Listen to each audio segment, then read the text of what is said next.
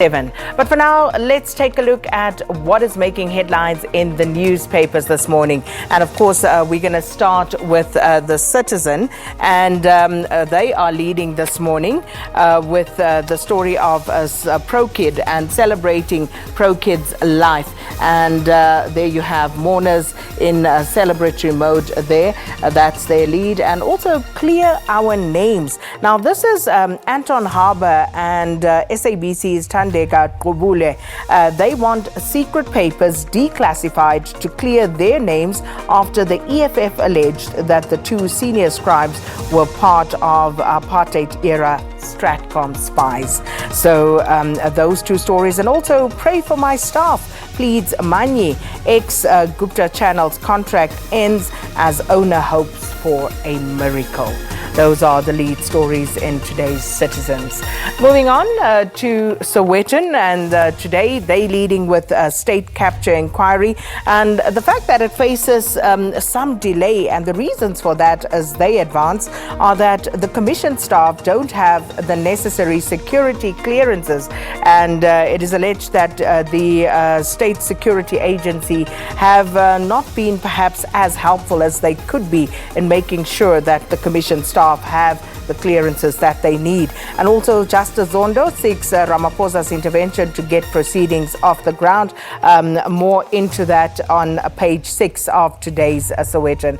And then Msimanga attractive to voters. The story of Solim Msimanga, who will now be the premier candidate for the DA going into next year's elections. So as indicated, he'll be here at around 7:35. So also, if you have questions for Solim Msimanga, you can send them to @MorningLiveSABC, hashtag @MorningLiveSABC, or leave us WhatsApp voice note with your questions there.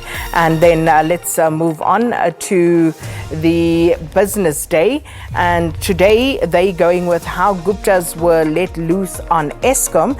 Power Utility Executive provides details of Colin Majila's meeting with Treasury investigators. Now it goes on to state that the Gupta acolyte Colin Majila is the man who perhaps more than any other single individual opened the door for the family to start plundering Eskom's 50 billion rand a year coal budget. So that's the story that they outlined there. And also delays by power utility batter contractors. A slowdown in Eskom's electrification program is choking small contractors and compounding the effects of a slowing economy. At the bottom of that front page, Post Office gives priority to clearing massive backlog. The South African Post Office has about 38 million items of small mail in its deposits that need sorting, and more than half of that are a backlog from July's strike. And I know many of you will be frothing right now at the thought of that, because you are still awaiting your mail, of course. So is there any other? Have we missed one? Yeah, we're still going to the Star. And Joburg's demolition drive, building approval abuse being targeted. 54 structures are set to be flattened in Joburg. So quite a huge story that. Incidentally, I was speaking to someone who lives in the Joburg CBD.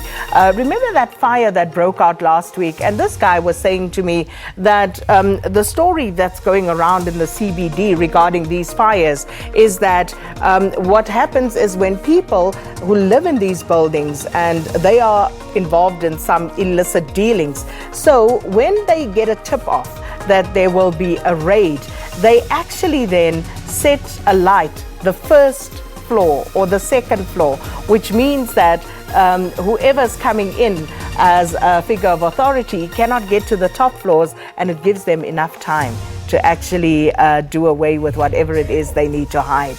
So this is what people are saying in the inner city. And of course, follow state capture inquiry, urges mentor. Fakey Mentor is obviously one of the people expected, one of the high-profile people to also give evidence at the state of capture inquiry. And we'll be going big on that. And of course, SABC News 404 will be covering that to you wall to wall. And of course, our online channels and platforms also available for you to follow that. So those are obviously what the newspapers are leading with this morning. All right, let's move over to Azwi to find